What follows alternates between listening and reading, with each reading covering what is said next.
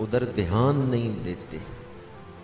زئیں سبب فرمود رب صلو علیہ، کہ محمد بود محتاج الیہ۔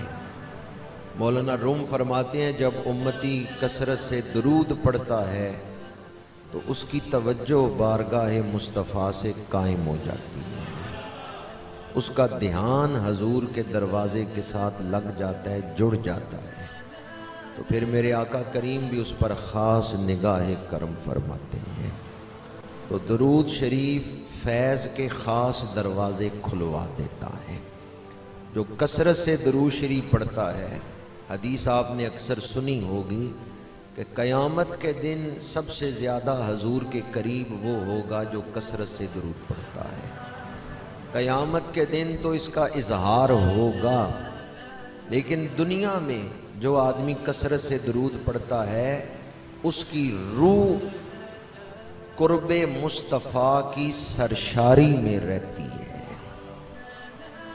اس روح کو حضور کا قرب عطا کیا جاتا ہے جو کثرت سے درود پڑھنے والی ہے۔ الصلاۃ والسلام علیک یا رسول اللہ وعلی آلک واصحابک یا حبیب اللہ۔ الصلاۃ والسلام علیک یا خطیب الانبیاء والمرسلین وعلی آلک واصحابک یا رحمۃ للعالمین۔ آج 26 ذی الحج ہے، اور 26 ذی الحج فجر کی نماز پر دوسرے خلیفہ راشد مراد مصطفیٰ امام العادلین متمم الاربعین سیدنا عمر ابن خطاب فاروق اعظم رضی اللہ تعالی عنہ آپ پر حملہ ہوا، اور وہ گہرے زخم آئے جن کی وجہ سے آپ یکم محرم کو شہید ہوئے۔ تو آج کے دن 26 ذی الحج کو فجر کی نماز پر آپ زخمی ہوئے تھے، اور چند دن آپ ان زخموں کی کیفیت میں رہے۔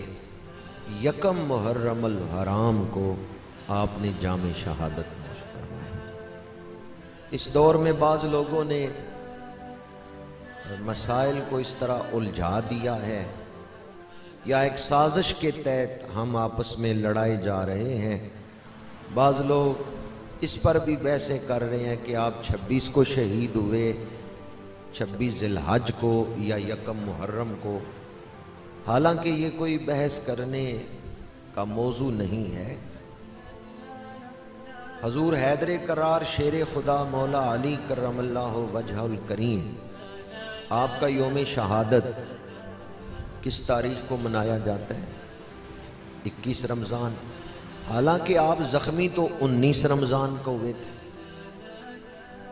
تو جس دن ان زخموں کی وجہ سے جام شہادت نوش کیا، یوم شہادت تو وہی ہے، یعنی آپ 21 رمضان کو شہید ہوئے، لیکن زخمی آپ 19 رمضان کو ہوئے تھے۔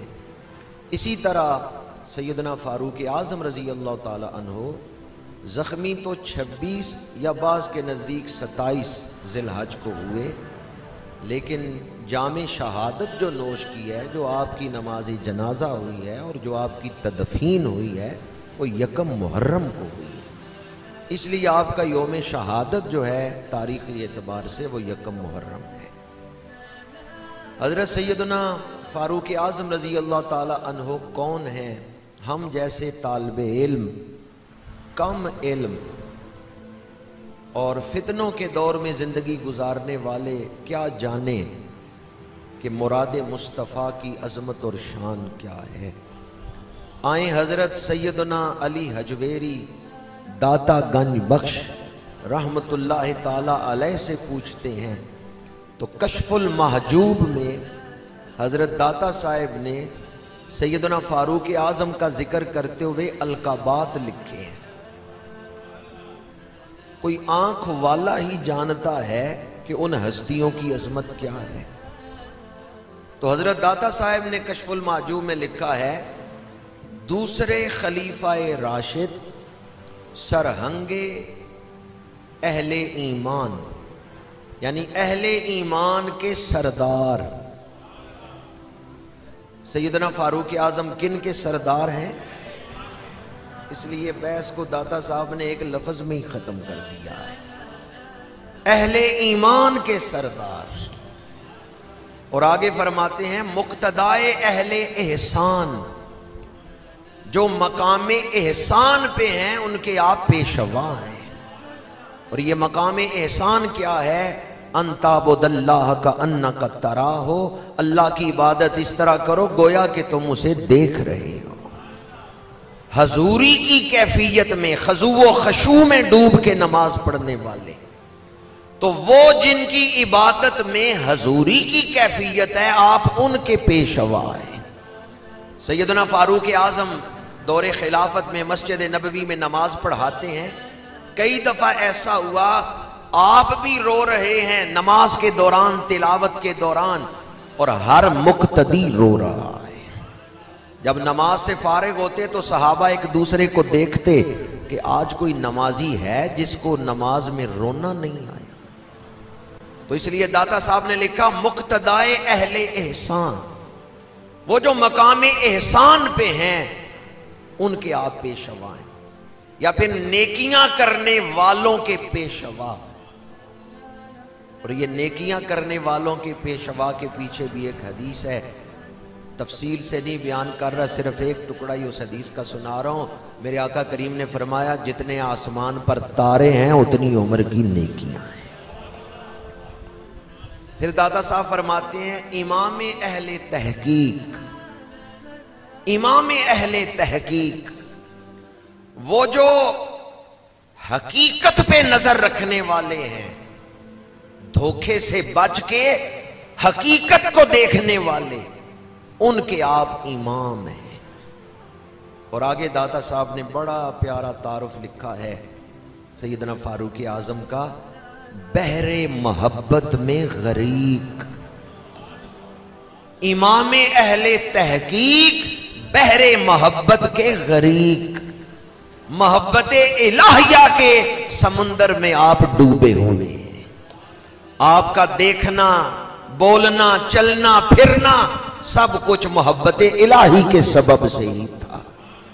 اور خود آپ کے ملفوظات میں ہے، فرماتے ہیں میں جس طرف دیکھتا ہوں، جس چیز کو دیکھتا ہوں، مجھے قدرت کی شاہکاری اس میں نظر آتی ہے۔ حافظ رحمت اللہ تعالی علیہ نے بڑا پیارا عارفانہ کلام لکھا ہے، بہر سو جلوائے دیدار دیدم، بہر چیزیں جمال یار دیدم، جو خود را بنگرم دیدم ہمون است، جمال خود جمال یار دیدم۔ تو حضرت سیدنا فاروق اعظم فرماتے ہیں میں جدھر نگاہ کرتا ہوں مجھے خالق کی قدرت کے نظارے نظر آتے ہیں۔ داتا صاحب لکھتے ہیں بحر محبت کے غریق۔ تو 4 لقب میں نے آپ کے سامنے کشف المحجوب سے بیان کیے ہیں۔ حضرت سیدنا فاروق اعظم رضی اللہ تعالی عنہ نے جب اسلام قبول کیا ہے 6 نبوی میں، سنن ابن ماجہ میں حدیث پاک ہے، جبریل امین حضور کی بارگاہ میں حاضر ہوئے، یا رسول اللہ آسمان والے آپ کو مبارک دیتے ہیں کہ آج عمر نے کلمہ پڑھ لیا ہے۔ آج آسمانوں کی مخلوقات، آج 7 آسمانوں کے فرشتے خوشیاں منا رہے ہیں کہ عمر آپ کا غلام بن گیا ہے۔ جن کے کلمہ پڑھنے پر آسمان سے مبارکیں آئیں، جن کے کلمہ پڑھنے پر آسمان والے خوشیاں منائیں، ان کے کلمہ پڑھنے پر ہم اہل ایمان کو بھی خوش ہونا چاہیے یا نہیں خوش ہونا چاہیے؟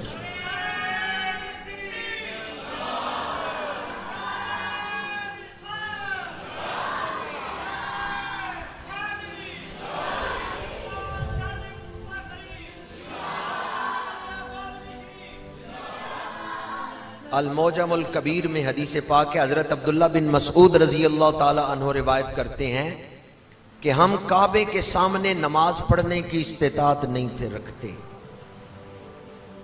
لیکن جب عمر نے کلمہ پڑھا تو ہر آنے والا دن اسلام ترقی کرتا گیا ہے۔ یہ حضرت عبداللہ بن مسعود رضی اللہ تعالیٰ عنہ کی روایت ہے المعجم الکبیر میں۔ اور دیگر بہت ساری حدیث کی کتابوں میں۔